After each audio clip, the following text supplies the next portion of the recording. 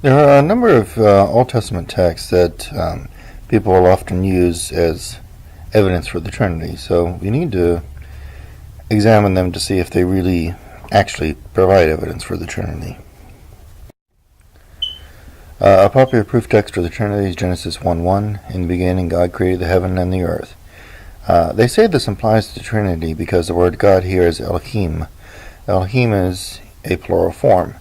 But they forget Exodus chapter 7 verse 1. And the Lord said unto Moses, See, I have made thee a god to Pharaoh, and Aaron thy brother shall be thy prophet. The word here translated as God is also Elohim. Logically, it's impossible to say that Elohim means Trinity unless you believe that Moses was the Trinity. This one person is obviously not a plurality of persons, is called Elohim using the exact same word in Genesis 1:1. Therefore, it's really reading something into the text that's not there to try to say that Elohim implies a plurality of persons. More importantly, is this verse talking about the nature of God? No. The theme of this verse is the origin of the world. Trinitarians try to use this verse to tell us how to interpret verses that say God is one. However, the proper exegesis demands that we use verses that are clearly talking about the nature of God to determine how to interpret verses that aren't addressing the nature of God, such as this one. When the Trinitarians try to use this verse about the origin of the world to try to determine how to interpret the verses that say that the nature of God is that He is one, they're doing the exact opposite of proper exegesis.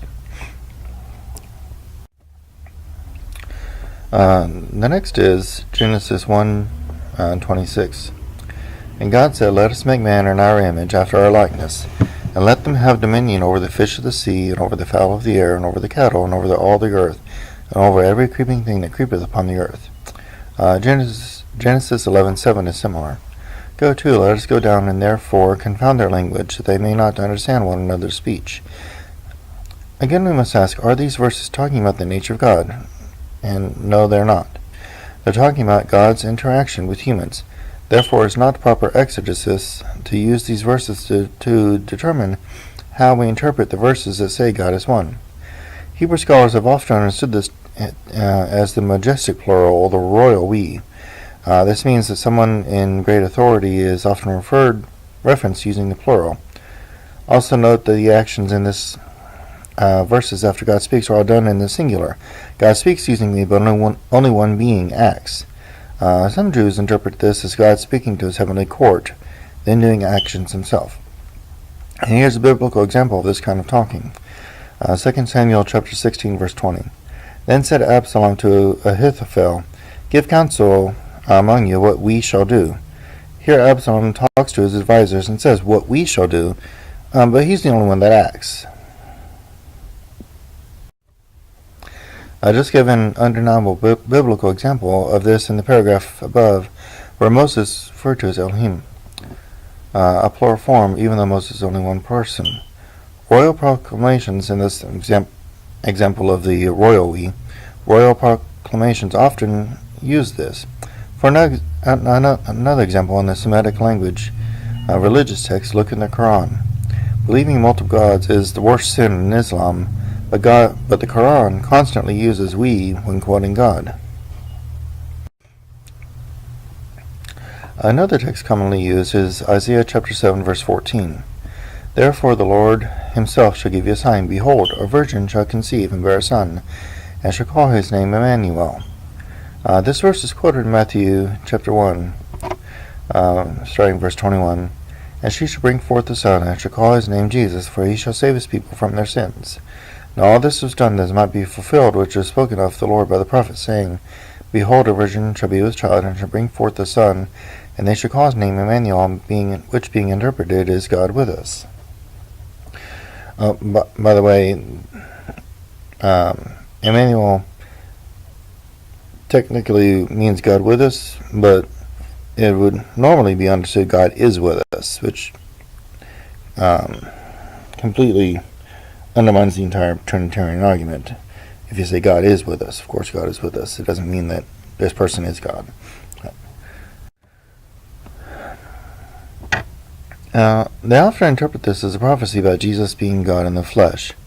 It only seems this way because Christians rarely read the context of this verse. So let's go in Isaiah chapter 7, starting verse 1, and read through verse 17 to get the context. And it came to pass in the days of Ahaz the son of Jotham, the son of Uzziah, the king of Judah, that Rezin the king of Syria, and Pekah the king of Remaliah, Pekah the son of Remaliah, king of Israel, went up toward Jerusalem to war against it, but could not prevail against it. And it was told the house of David, saying, Syria is confederate with Ephraim, and his heart was moved, and the heart of his people, as the trees of the wood are moved with the wind. Then said the Lord unto Isaiah, Go forth now to meet Ahaz, thou and Shearjashub thy son, and at the end of the conduit of the upper pool in the highway of the fullest field, and say unto him, Take heed, and be quiet, fear not, neither be faint-hearted for the two tails of these smoking firebrands. For the fierce anger of Rezin was Syria, and of the son of Remaliah. Because Syria, Ephraim, and the son of Remaliah have taken evil counsel against thee, saying, Let us go up against Judah, and vex it, and let us make a breach therein for us, and set a king in the midst of it, even the son of Tabeel. Thus saith the Lord, It shall not stand, neither shall come to pass. For the head of Syria is Damascus, and the head of Damascus is Rezin. And within 65 years shall Ephraim be broken, that it shall not be a people. And the head of Ephraim is Samaria, and the head of Samaria is Remaliah's son. If ye will not believe, surely ye shall not be established. Moreover, the Lord spake again unto Ahaz, saying, Ask thee a sign of the Lord thy God, ask it either in the depth or in the height above. But Ahaz said, I will not ask, neither will I tempt the Lord. And he said, Hear ye now, O house of David. It is a small thing for you to weary man, but will you weary my God also? Therefore the Lord himself shall give you a sign. Behold, a virgin shall conceive and bear a son, and shall call his name Emmanuel. Butter and honey shall he eat, that he may know to refuse evil and to choose good. For before this child shall know to refuse evil and to choose good, so before he comes of age, the land that thou abhorrest shall be forsaken of both her kings. And the Lord shall bring upon thee, and upon thy people, and upon thy father's house, days have not come, from the day that Ephraim departed from Judah, even the king of Assyria. So this prophecy was this child, before he came of age.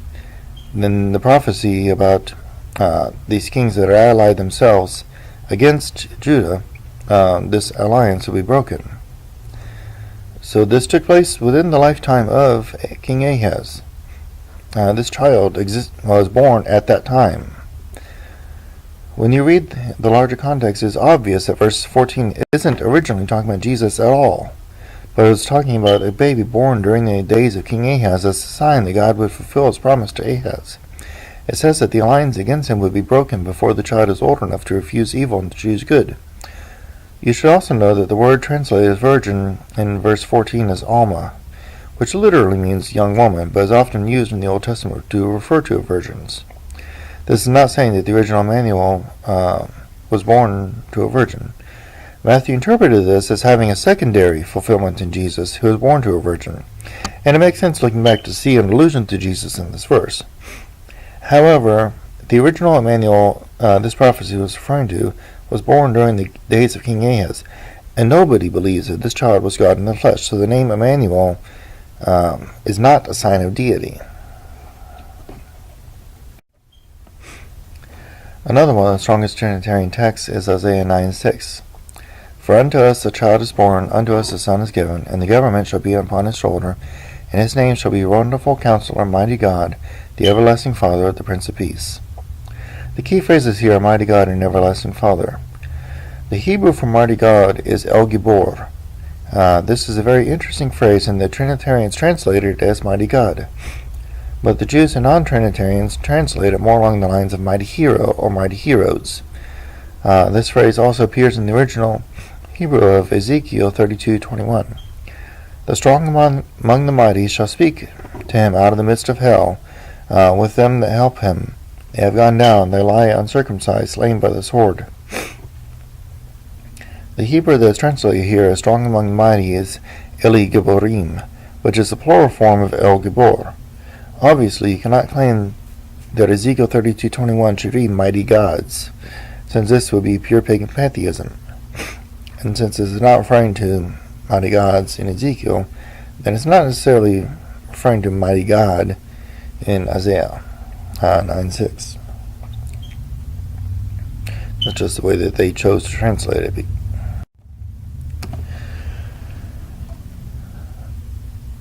You should also, as we saw earlier, having God in someone's name does not indicate deity.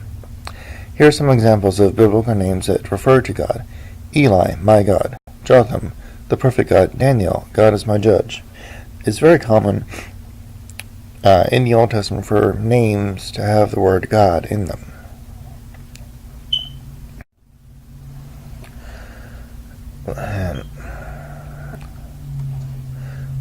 Let's look at the larger context of this verse to see who it is primarily talking about.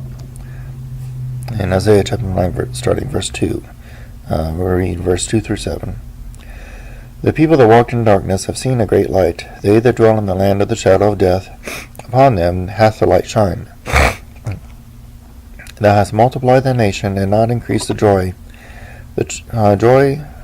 They joy before thee according to the joy in harvest, and as men rejoice when they divide the spoil.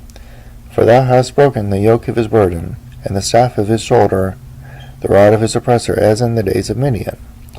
For every battle of the warrior is confused with noise, and garments rolled in blood. But this shall be with burning and fuel of fire. For unto us a child is born, unto us a son is given.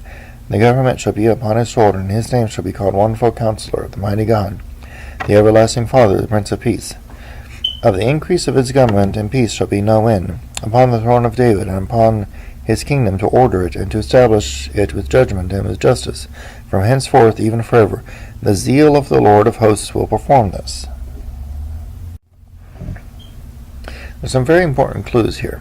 The first is in verse 5, where it says that God would deliver his people like in the days of Midian, when Midian oppressed Israel, and the warriors of Midian were then confused with noise and burning fire.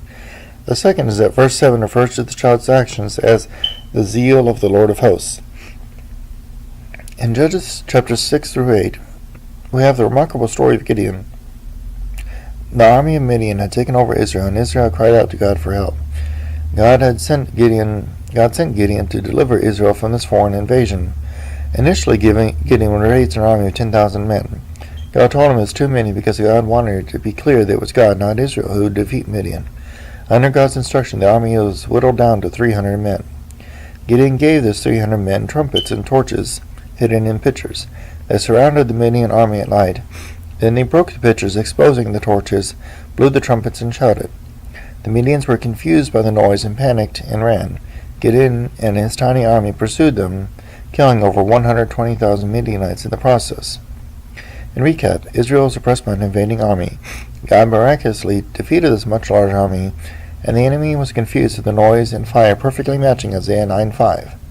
Isaiah 9:2 through 5 said that the events surrounding the promised child in verse 6 would be similar to the events in Gideon's day. Let's look at the second clue. The phrase, the zeal of the Lord of hosts will perform this, is very unique in the Bible. It only appears in 2 Kings and another chapter in Isaiah. Just these three places. This verse, 2 Kings, and another chapter in Isaiah. And the 2 Kings and the other chapter in Isaiah are parallel accounts of the same event. So it's just that one event, then this prophecy. That's it. Those are the only places that this phrase, the zeal of the Lord of hosts will perform this, appears in the entire Bible. And so let's look at Isaiah chapter 37, verses 15 through 38. And Hezekiah prayed unto the Lord, saying, O Lord of hosts, God of Israel, that dwellest between the cherubims, thou art God, even thou alone. Of all the kingdoms of the earth thou hast made heaven and earth. Incline thine ear, O Lord, and hear. Open thine eyes, O Lord, and see, and hear all the words of Sennacherib, which hath sent to reproach the living God.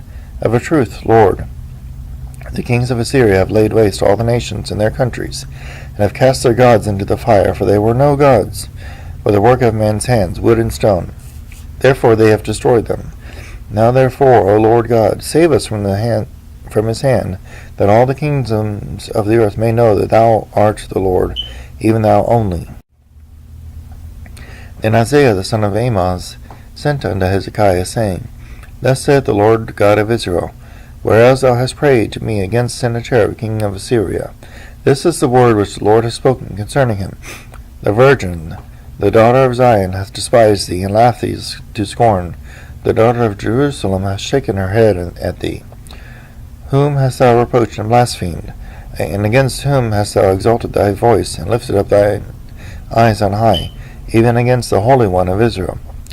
By thy servants thou hast reproached the Lord, and hast said, By the multitude of my chariots have come up to the height of the mountains, to the sides of Lebanon, and I will cut down the tall cedars thereof, and the choice fir trees thereof, and I will enter into the height of his border, and the forest of his Carmel. I have digged and drunk water, and the sole of my feet have I dried up, and with the sole of my feet have I dried up all the rivers of the besieged places. Hast thou not heard long ago how I have done it, and of ancient times how I have formed it? Now have I brought it to pass that thou shouldest be to lay waste defenced cities in ruinous heaps. Therefore their inhabitants were of small power, they were dismayed and confounded. They were as the grass of the field, and as the herb, and as the grass on the housetops, and as the corn blasted before it grew up. But I know thy abode, and thy going out, and thy coming in, and thy rage against me.